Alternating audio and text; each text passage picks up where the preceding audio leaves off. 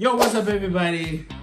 It's me, and I'm back for another reaction video of when badass fire users in anime use their powers against their opponents. When they flex on their opponents, bro. And this is on ViniTube and we're gonna react to it. So don't forget to like, share, and subscribe to J-SODATV, your home of entertainment, sports, and drama. And let's get straight to it. Many power systems in the world of anime. But one constant thing that's in these power systems is the ability to harness the elements. One element that's been portrayed throughout the years and across countless anime is fire. Whether it's obliterating hundreds of enemies or dishing out ungodly amounts of damage to a single one, these fire users know how to look cool while making their opponents look like scrubs. Without further ado, these are the best moments when anime fire users flexed on their opponents. Let's start with One Piece, when Ace destroys Baroque Works Billion's fleet.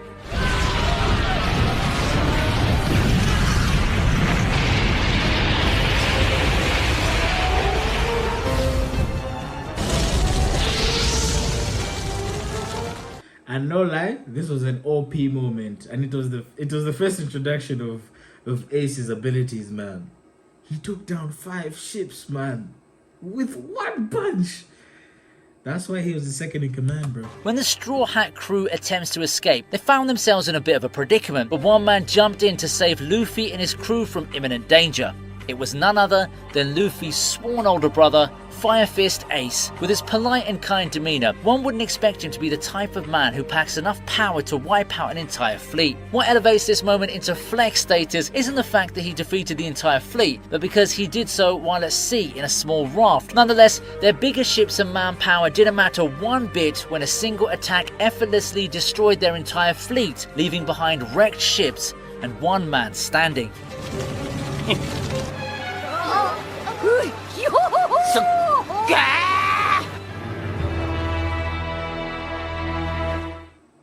Up next, we have the man himself, Madara Uchiha.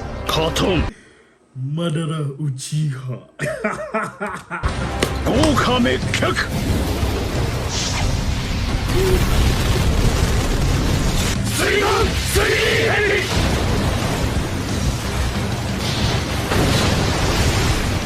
The man who would take on thousands of shinobi in the 4th Shinobi War. The entire fight was basically... This was a 100 v1, bro. This was like, no, 10,000 v1. Madara was OP, a flex for this man, taking on multiple opponents in hand-to-hand combat and subsequently overpowering them when it comes to ninjutsu, all without much of an effort at all. It's when we first get to witness Madara using Great Fire of Annihilation. When Tamari uses a ninjutsu against him, he also retaliates by using a ninjutsu of his own. A sea of fire that was wide enough to cover a significant portion of the opposing side's army, with the shinobi army only surviving because of multiple shinobis combining their strength just to stop a single attack from one of the most memorable villains in Naruto history. May God have mercy. You know what the stupidest thing is that when the Kage were fighting this guy, man, he even asked him, do you want all the clothes to use Susanoo too? This jutsu for rebirth was just different, bro. Different. Let's see on the man who decides to step in his way.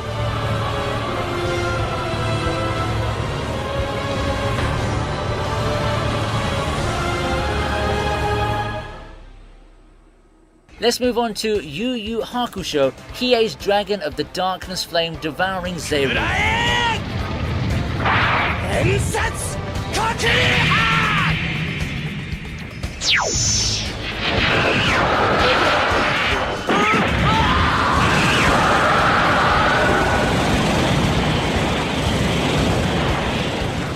With the Dark Tournament arc well on its way, Hiei and Zeru now find themselves to be the next in line. I think I didn't go far in Yu Yu Hakusho. I think I'm on episode 10 of arc 1. Yep. To fight. After a heated exchange of words where they basically insulted each other, the fight opens up with Zeru on the advantage as he unleashes a barrage of fireballs and subsequently powers himself up by absorbing the heat he emits, giving his body an ethereal reddish glow. But with all that effort, it still wouldn't be enough to take Hiei out. With him taking out his Dragon Eye and unleashing the Dragon of the Darkness Flame, Zeru is frozen in fear as Hiei unleashed the attack with enough force that the whole arena felt its intense presence and power, completely disintegrating his entire being, only leaving behind a shadow of his body in the arena walls. Hiei stands victorious, albeit wounded because of the intensity of the attack. Without a doubt, an overkill move, but that's what we all came here to see. Some good old-fashioned flexing.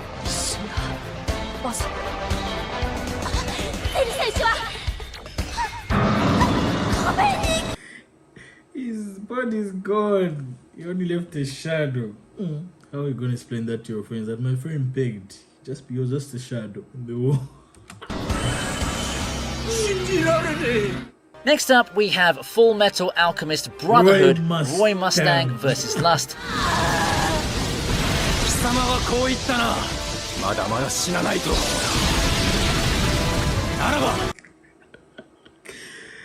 Roy Mustang is also on my list, bro, because basically this own kind of the other person used to can regenerate.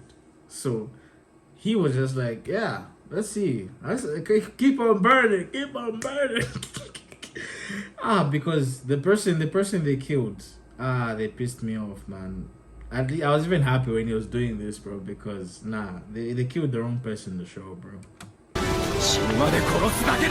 With episode 19's wild development, Alphonse and Riza found themselves cornered by Lust, with Riza reaching her breaking point and Alphonse barely holding off Lust's attacks. It seemed like death was knocking on their doors. But one voice broke through all that chaos, with Roy Mustang entering the fray. The tide of the battle was turned to their favour. With Alphonse's quick thinking, making a wall to protect him and Riza, Roy then unleashes a barrage of hellfire upon Lust. What makes this battle memorable isn't the fight itself, but instead what transpired before the fight. With Roy intentionally burning his own flesh to cauterize the wound he previously got from Lust and carving a transmutation circle on his hand whilst using flint as ignition, the battle ended when Lust was overwhelmed by his flames, slowly crumbling away to nothingness. With his ingenuity and quick thinking, Roy comes out on top.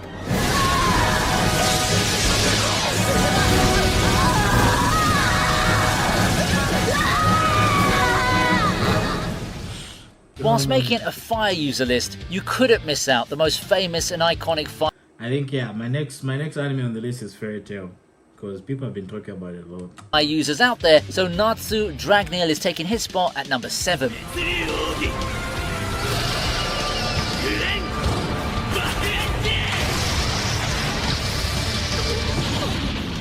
On the 4th day of the Grand Magic Games and on its last fight of the day, Natsu took on 2 of Sabertooth's strongest members. Despite the pair doing their best and unleashing a massively powerful spell, all of that is nothing when hurled to the Fire Mage himself, who countered with a powerful spell, rendering theirs useless and subsequently knocking them down and out of the competition. Now, one might not like the whole power of friendship that Fairy Tail commonly uses, but you can't deny the absolute flex that is fighting 2 of the most powerful Dragon Slayers the Sabertooth Guild has and coming out on top.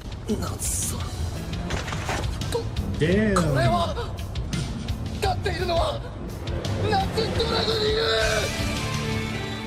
Next on our list of fire users, we have the father of Shoko Todoroki, the new #1 pro hero himself, Endeavor.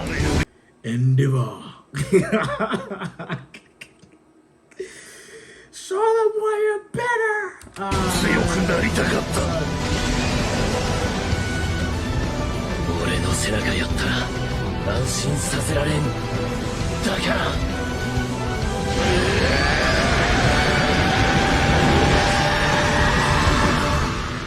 What do you do when you encounter an enemy that adapts to fire? If you answered bringing in more fire... Okay, but this Nomu was very tricky, because the minute that Endeavor just released his Prominence Burn, he severed his head, because his head was the main resource of regeneration. So if his head is removed, that means he can't regenerate. And then okay, but this fight was OP. Then you might just be right along the alley of Endeavor himself. This moment comes from his battle with the high-end Nomu nicknamed Hood, an enemy that he had a hard time dealing with because of its unique regeneration quirk.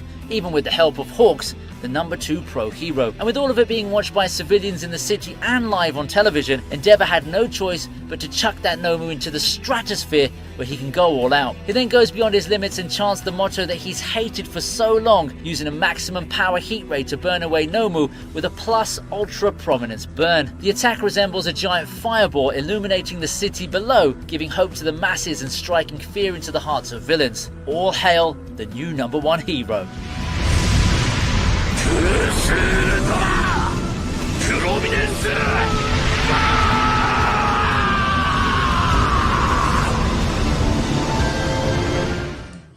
The next flex comes from Lion Sin of Pride himself, the almighty Escanor from the 7 Deadly Sins.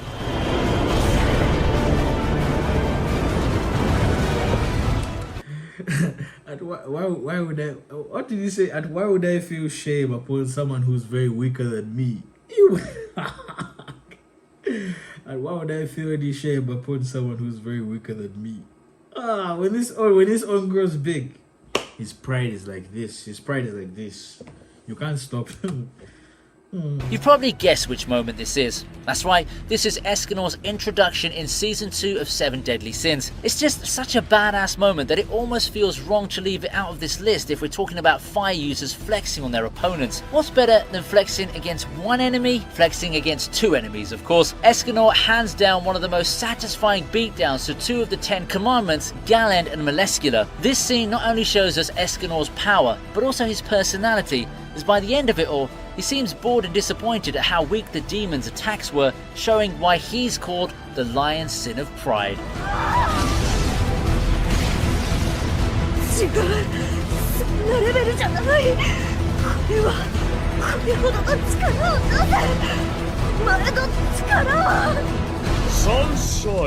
But no lie, 7 Deadly Sins was good for the first 2 seasons. I think I just had just season 1.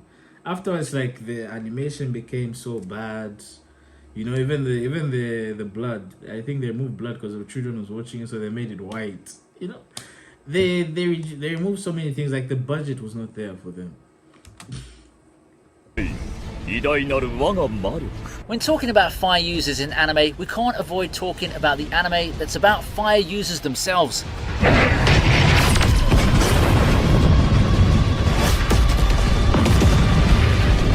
Fire Force has tons of cool characters, but if we had to choose one, it's going to be the captain of the 7th Company, Benimaru Shinmon. Due to him possessing both 2nd and 3rd generation abilities, Benimaru is an expert in all types of combat, and his abilities allow him to create destructive long-range projectiles, redirect external heat sources and gunfire, amplify his martial arts, and nullify and redirect almost any pyrokinetic attacks. This, coupled with his incredible skills, makes Benimaru one of, if not the most powerful character in all of Fire Force. He's literally said to be Akala himself, which in Buddhist mythology is said to be a wrathful deity and protector of righteousness. This particular fight not only shows just how willing he is to help and protect his people, but also gave us one of the most ungodly sound effects in recent memory. The opponent wasn't even a pushover, as the demon Infernal.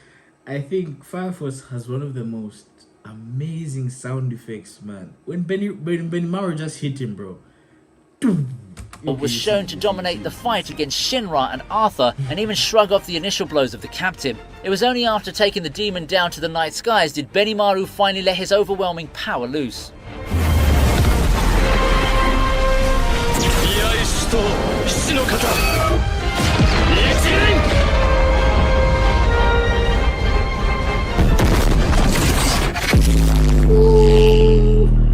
Finally, we have the most... One of the most cleanest sounds, man. We gotta go back to that again. Finally, we have the most recent anime on our list. Yamamoto. Bleach 1000-Year Blood War.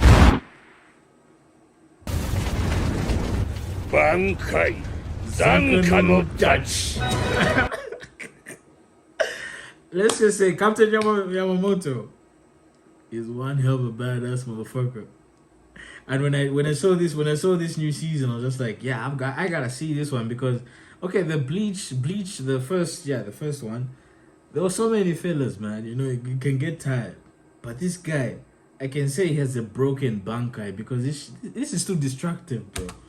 The beloved shonen anime returns for its final story arc and gives the captain commander of the Gotei 13 his much-awaited limelight. His fight against the main villain Yuha finally shows us his Bankai Zanka no Tachi, a sword of tremendous flame. Said flames within the blade burn anything it cuts out of existence. It also has the ability to call on the corpses it's burned over the many years. It's so dangerous. The Retsu Unohana believes that the flames of Zanka no Tachi could incinerate the entirety of Seoul society if left active for too long, while the Yuha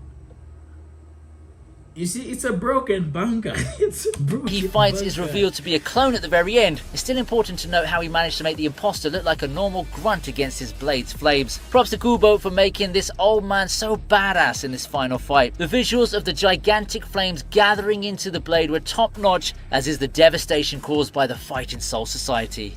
Rest in pieces, Yamamoto. がそれらは全てお主が殺した死神たちの戦苦しさには足りぬと知れ。残下の太刀来た天地開人。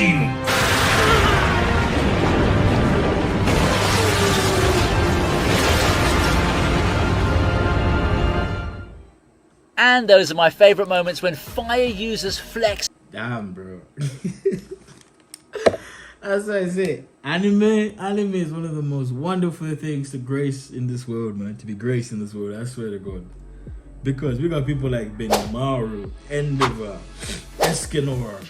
We have so many fire users in anime that at the point that you just have to, because one of the best things about anime, there's fire users, there are those who use spells, there are the animes where people use electricity. And I swear down, anime is the best thing in the world, man. And from this video, I'm definitely giving a 10 out of 10 because it has given you an insight on what anime has to give to you. And this is just fire users. There's so many other animes with different concepts. There's drama animes, action animes, adventure animes. And damn, I think the one that I can say that I've watched the longest is One Piece. And One Piece, I'm on episode, that's not on the new arc, the Egghead arc. That's what I am now. I've watched One Piece. I've watched One Piece twice. I can say that with my pride. I've watched that shit twice. Just a guy. Even some episodes that I can see that I skipped, I didn't notice. It's just that, you know, when you're watching One Piece, you know, the story it builds up. And then my friends always tell me, no, read the manga and this you obviously catch ahead because the manga is way ahead than some of these episodes and stuff. And I can't lie. Fire users in anime, I give you respect. But the one which I can say was the dopest was definitely Endeavor and Benimaru. Those I can say are my top two right now. Benimaru and Thing. And also Captain Yamamoto, bro, because that shit is a broken Bankai, bro. You already heard it, but if it was left activated for too long, it can burn the whole. That's just what is it called? The whole serete. It can just burn the whole serete. Bankai. Sun cannot touch. Just run, my boy, run. But I think we're done with today's video, and I can say I've enjoyed it. Alright, so we come to the end of our video today, which was VinnyTube's video, which was when badass fire anime users flex on their opponents. And did they flex? They flexed hard, bro.